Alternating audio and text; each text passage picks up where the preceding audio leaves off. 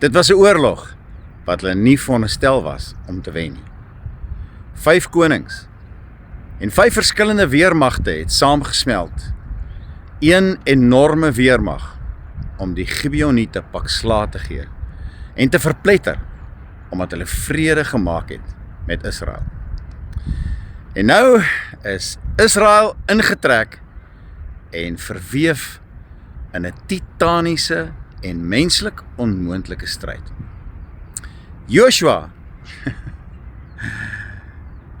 het saam met sy krygers die nag opgeruk en hulle gehaas om by die slagveld te kom om dit te bereik. Teen dagbreek het baie bloed reeds gevloei en die aarde was reeds deurweek met bloed. Spiese het gekruis en pyle het gevlieg en soldate deurboor. Maar die Here was saam met Israel gewees. God het Israel se vyand in verwarring gebring.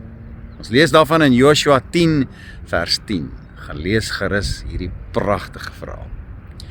Toe die vyand gevlug het dit begin reën en massiewe haalkorrels het uit die hemel op die vyand neergeval en hulle gedood.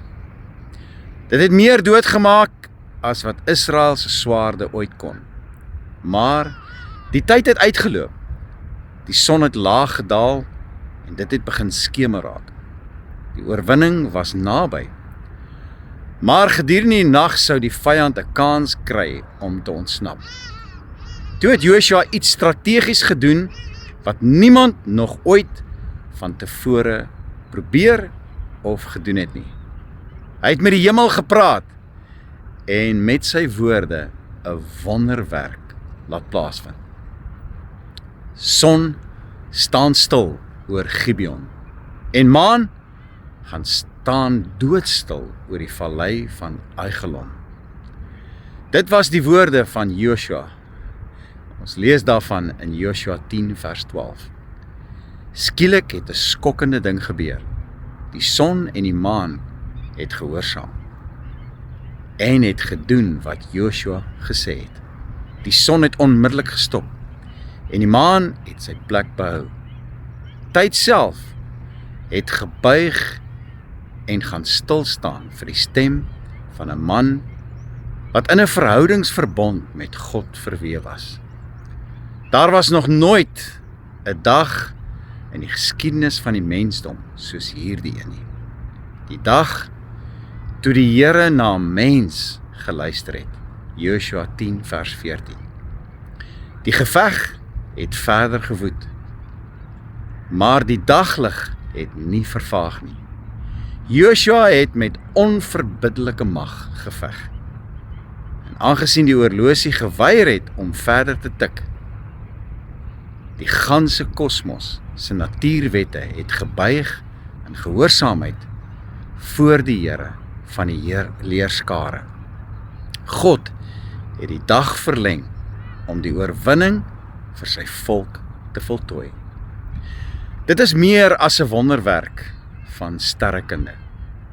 Dit gaan oor dapper geloof, oor goddelike vennootskap en 'n God wat nie deur menslike beperkings gebonde is nie.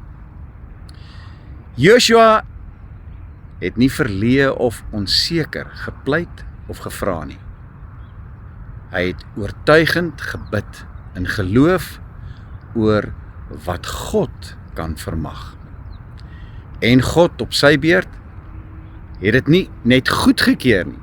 Dit was sy vreugde om te reageer op die opdrag van Joshua. Die gebed van Joshua. Hierdie storie gaan nie oor kosmiese meganika nie.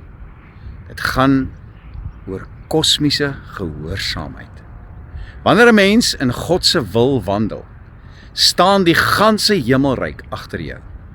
Die hemel en die ganse skepping gaan jou bystaan om jou roeping te vervul. Selfs die son sal stil staan as dit nodig is. En dit is wat jou Godgegewe doel en missie vereis. God word nie deur groot gebede en menslik onmoontlike versoeke geïntimideer nie. Hy is nie beperk tot jou en my klein persepsies nie. Hy word nie gestrem deur fisika of tyd of deur dit wat vir jou en vir my moontlik of onmoontlik kan lyk nie. Joshua het nie 'n veilige gebed gefluister nie. Hy het die son beveel en vertrou dat God sy geloof sou eer. Jy het dalk nie 'n sonstilstand wonderwerk nodig nie, maar dalk het jy tyd nodig, sodat God jou tyd kan rek om jou krag te versterk, of omstandighede in jou guns te draai, of te verskuif. Vra vir die Here, en glo met oortuiging, en moenie jou gebede beperk tot wat vir die wêreld moontlik of onmoontlik lyk nie. Moenie net vir dit bid wat jou gemaksone pas nie. As jou gebed nie jou geloof toets en uitdaag nie, sal dit God dalk nie vereer en sy grootheid tot reg laat kom nie. Ons almagtige Vader en onveranderlike God, U is die God van die hemel en die aarde. U beweeg die son vir Joshua en U beweeg in krag en in majesteit vir diegene wat werklik opreg soos kinders glo. Skenk my die geloof om met vrymoedigheid te bid en U vir die onmoontlike in my lewe te vertrou. Laat my lewe gekenmerk word deur onverskrokke gehoorsaamheid en bonatuurlike vennootskap met my Here. In die kosbare naam van Yeshua, ons Messias en Here. Amen.